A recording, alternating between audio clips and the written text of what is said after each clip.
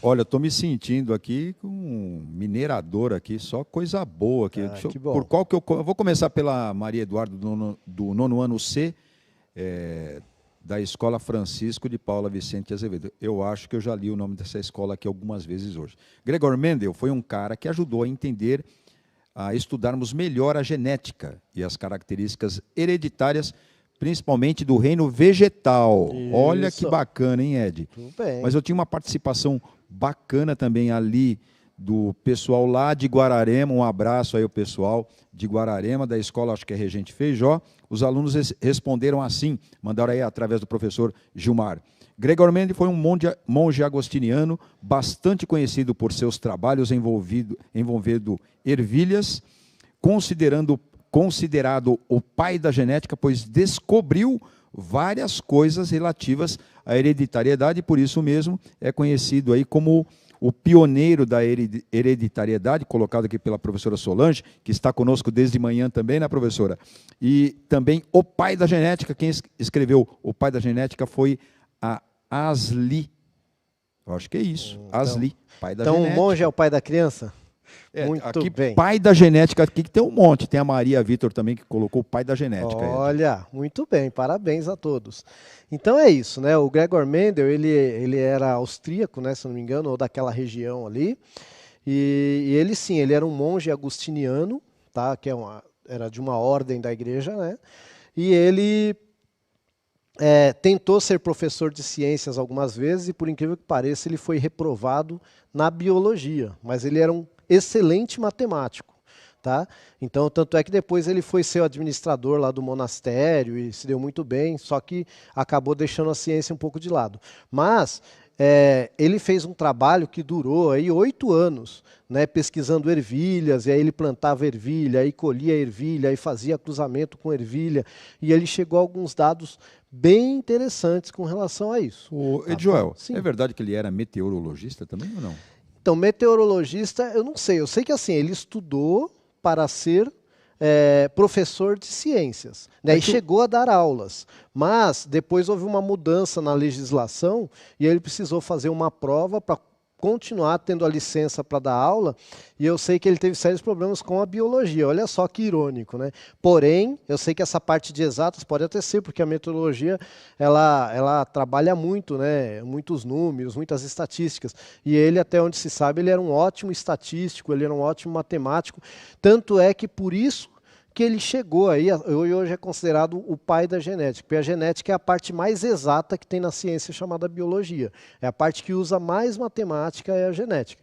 E o Mendel foi o cara que teve sucesso. Muitos tentaram, mas ele foi quem teve sucesso. Então tem uma fotozinha dele aí, né?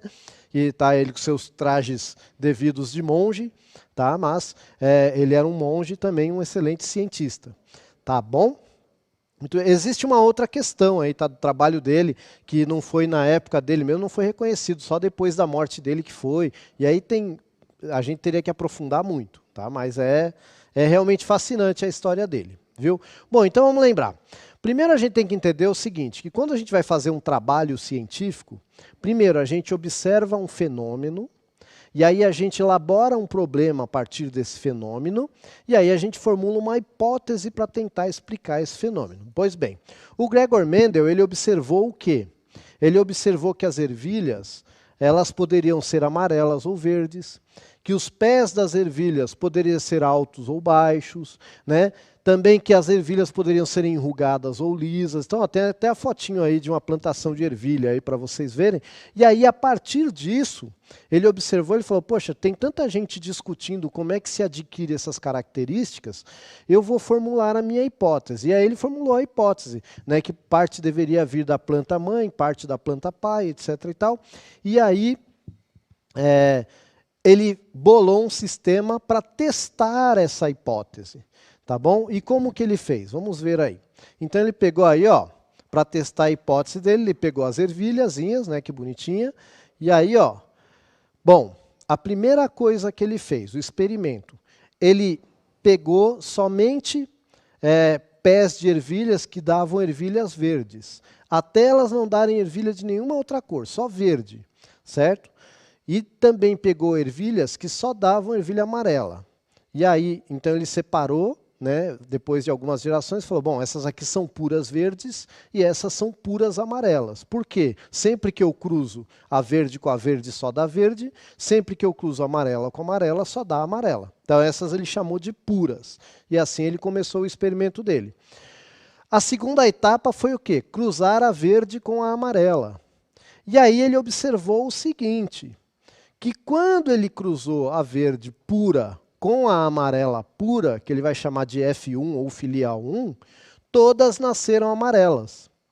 Mas ele falou, apesar de essas serem amarelas, eu sei que elas carregam alguma coisa da verde, então eu vou chamá-las de híbridas. Então elas eram as híbridas amarelas, porque apesar de serem amarelas, ele acreditava que elas carregavam alguma coisa da verde.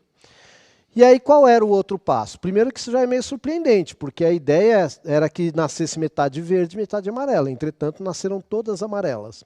E aí qual era o terceiro passo? Cruzar as híbridas. Então ele cruzou híbrida com híbrida. E o que aconteceu? Ele percebeu essa proporção. Tá? Sempre, para cada 3 ervilhas amarelas, nascia uma verde. Tá? É uma proporção de 3 para 1 aí, né? E aí, como explicar isso? Tá bom? Então, assim, esse é o grande problema, porque ele estava testando aquela hipótese, né? De que vem da planta mãe, tal, vem as características. Mas, aí é que entra o conhecimento dele de estatística e de matemática, que talvez os outros não tenham conseguido trazer à tona. Tá bom? Bom, primeiro a gente tem que entender o seguinte, antes da gente voltar a isso aí, eu vou explicar para vocês o que são os 2 tipos de divisão celular que a gente tem, por exemplo, no nosso corpo. Posso pegar até meu corpo como exemplo. Tá? Todas as células do meu corpo, eu falo que elas são diploides, ou 2N. O que isso significa? Que todo ser humano tem 23 pares de cromossomos na sua célula, ou seja, 46 cromossomos. Tá bom? Então isso quer dizer 2N. São 23 em pares. Né? Por que 2N? Porque esse número pode variar de espécie para espécie. Por exemplo, a batata. A batata vai ter 90 cromossomos. Tá bom? Então, só para vocês entenderem. Mas vamos nos ater a nós neste momento. Então, vamos lá. 23 pares de cromossomos ou 46. Quando acontece uma mitose, ó, tá aí, 2N. Certo? Quando acontece uma mitose, ó, então vamos lá. Esse risquinho escuro está representando a herança que vem do pai. Tá ali dentro do núcleo da célula. O risquinho vermelho está representando a herança genética que vem da mãe. Na célula do meu corpo, eu tenho metade dos cromossomos eu herdei do meu pai e metade da minha mãe. Tá ok? Quando as células do meu corpo se dividem, elas vão fazer as células da mesma forma. Tudo bem? Por quê? Quando que as minhas células vão dividir por mitose? Para eu crescer, para fazer a regeneração aí de um machucado, né, uma cicatrização, isso tudo é mitose. Mas existe uma outra divisão celular, tá, que é a meiose. Tudo bem? Olha só a meiose, como é que funciona. Ó, então eu tenho uma célula 2N, de novo, né, que vai gerar 2 células 2N, que vão gerar 4 células N. Que células N são essas, professor? Da onde veio isso? Você está vendo que tem parte que veio da mãe, parte que veio do pai? Isso aí são os gametas. No meu caso, que sou homem, seria o espermatozoide. Se fosse uma mulher, seria um óvulo. Olha quanta variedade só uma célula minha pode gerar de espermatozoide, por exemplo. Tá? Na planta é mais ou menos assim que acontece também. Tem plantas que vai ser um pouquinho mais complexo, mas para entender o sistema, eu acho que esse sistema tá bom. Então ali, ó, tá rolando o quê? Um sorteio da natureza. Algumas características que eu não tenho no meu corpo, mas que meu pai tinha, pode passar para o meu filho, tá? Nesse sistema aí. Aí vai depender o seguinte, o que o Mendel percebeu a partir daquelas ervilhas amarelas ali?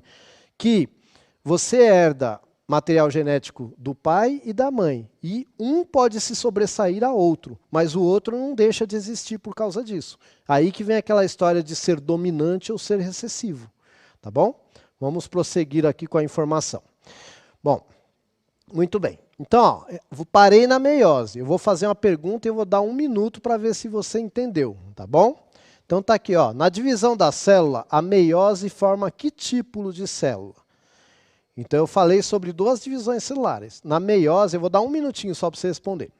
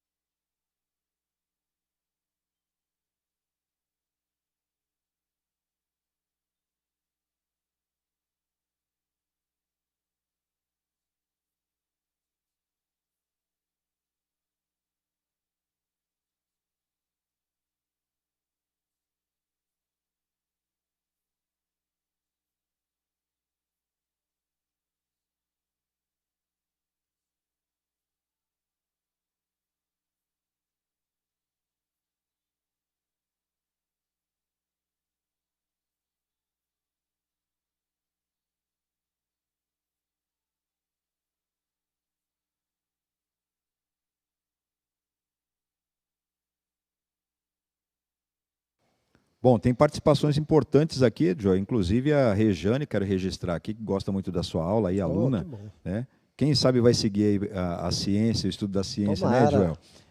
Ao final de uma meiose, temos 4 células com metade do DNA da célula-mãe, originando os gametas, igual células reprodutoras, espermatozoides e óvulos.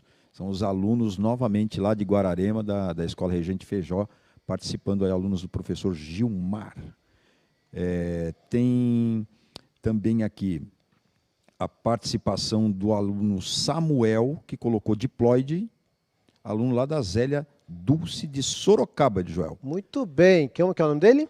É o Samuel. Ô Samu, legal, só que é haploide nesse caso, tá bom? Ela é formada só por por cromossomo simples, sem par. Então é haploide e aí vai ser mesmo o gameta. É lógico que na planta o gameta vai ter outro nome, tá? Não vai ser espermatozoide e óvulo. Mas tudo bem, o importante é que deu para entender, né? A gente vai ter lá, às vezes vai ter o pólen, que vai ter lá dentro eu vou ter uma aula sobre isso, porque aí a gente tem que especificar com mais detalhes. O importante para a gente hoje é a genética. Eu tenho que ler essa da Giovana aqui, Joel, com a sua licença. Ó. Claro. A meiose é um tipo de divisão celular em que uma célula diploide produz 4 células haploides. Perfeito.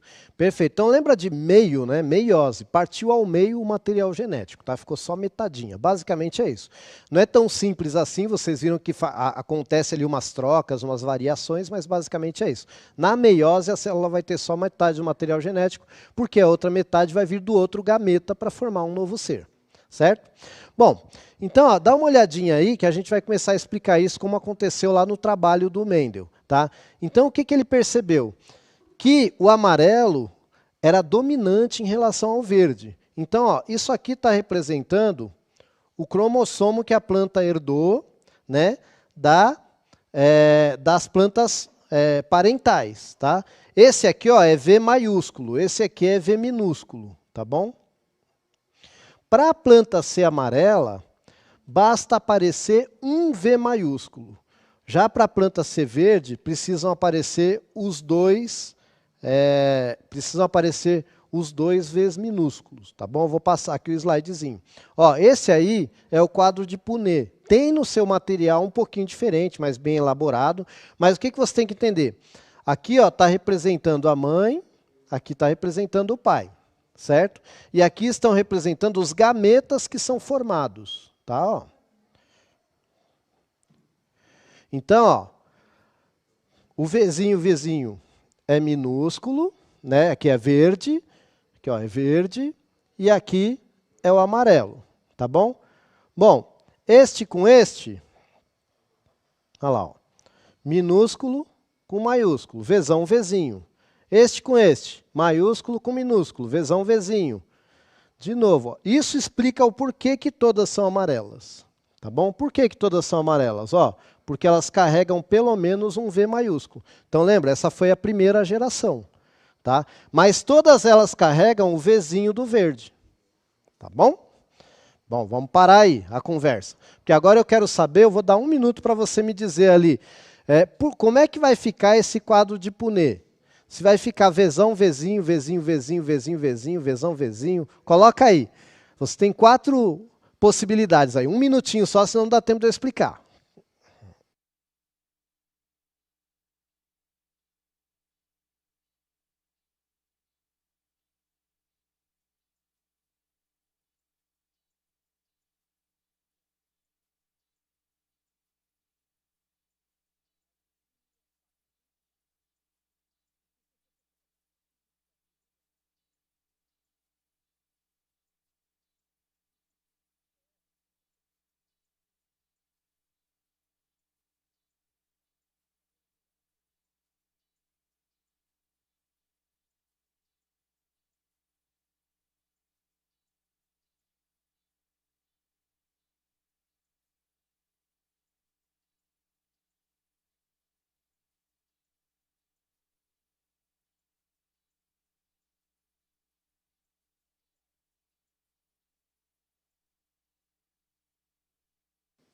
Poxa, o pessoal está falando aqui que está sem fundo musical. Estava um fundo musical tão bacaninha aí. Olha, tem gente aqui que arriscou Vzão, Vzão, Vzão, Vzinho, Vzão, Vzinho, Vzinho, Vzinho. Maravilhoso. É o professor João. E teve outros que foram na mesma linha. Tem o Gladstone, é aluno, que ele está logado aqui como aluno. E tem participação aqui, é claro, de novo, aí dos alunos do Roberto Feijó, que escreveram exatamente a mesma coisa. Vzão, Vzão, Vzão, Vzinho, Vzão, Vzinho e Vzão, Vzinho. 3 Vzão, Vzinho. E Vzão, Vzão. Não, tem um Vzinho aí no meio. Que é o último, né, normalmente. Então, assim, ó, Vzão, Vzão, Vzão, Vzinho, Vzão, Vzinho, Vzinho, Vzinho. Gente, por que eu usei a letra V? Porque sempre é uma convenção, tá? Sempre a gente usa a letra do que é recessivo. Então, verde é recessivo. Por isso que eu usei o V. Por que normalmente a gente vê azão, azinho? Porque normalmente se fala do olho e o olho azul é recessivo ao preto. Né? Por isso tem aquela história, azão, azão é o dominante, que é o olho preto. Azinho, azinho é o recessivo, que é o olho azul. Então, no caso aqui, o Vzinho, Vzinho é o recessivo, ele é o verde. Tá bom? O Vzão, Vzão, ele é o amarelo, ele é o dominante. Mas vamos ver como é que isso fica aí, se é isso aí mesmo. Olha lá, eu não coloquei o último aqui, ó. Então, ó. Vzão com Vzão. Vzão, Vzão. Vzão com Vzinho. Vzão, Vzinho. Vzão com Vzinho. Vzão, Vzinho. E Vzinho, Vzinho, verde. Tá bom? Por isso. Mas olha só. Quando eu falo disso aqui, eu falo de genótipo. Tá? Genótipo. Quando eu falo de cor, eu estou falando de fenótipo. Então, eu poderia dizer o seguinte, que o genótipo aqui é metade Vzão, Vzinho, que a gente pode chamar também de heterozigoto, 1/4 Vzão, Vzão, que a gente pode chamar de homozigoto dominante, e 1/4 Vzinho, Vzinho, que a gente pode chamar de homozigoto recessivo. Ou 1/2 de homozigoto, de 1/2 de heterozigoto, tá bom? 25%, né, ou 50% de heterozigoto, 25% de homozigoto dominante e 25% de homozigoto recessivo. Isso eu estou falando de genótipo. Qual é o fenótipo? 75% amarelo, 25% verde. Essa é a diferença entre genótipo e fenótipo. Muito bem. E aí, o Gregor Mendel, olha a carinha dele, que bonitão aí. Ele analisou os resultados e concluiu e apresentou para a sociedade científica, que não deu a menor bola para ele. Enunciado da primeira lei de Mendel. Todas as características de um indivíduo são determinadas por genes que se segregam, ou seja, separam-se durante a formação dos gametas, sendo que, assim, pai e mãe transmitem apenas um gene de cada característica, tá, para seus descendentes. Muito bem. Olha aí o que nós vimos nessa aula. A primeira lei de Mendel enuncia que há alelos que podem ser expressos no fenótipo ou não. Entretanto, devido à segregação no momento da formação do gameta, poderão ser passados para as próximas gerações. Os passos básicos da metodologia científica: observação, elaboração do problema, formular hipótese, fazer experimentos para testar a hipótese, analisar os resultados, concluir a partir da análise dos resultados. E o professor Magno vai dizer tchau para vocês. É isso aí, eu vou falar tchau aqui para vocês, mas também não vai embora assim tão rápido. Clica aí nesse link que está aparecendo, que vai aparecer para você aí na tela ou no QR Code, por favor, e avalie a aula, que é importante para a gente ter esse feedback. Até a próxima aula, galera. Valeu!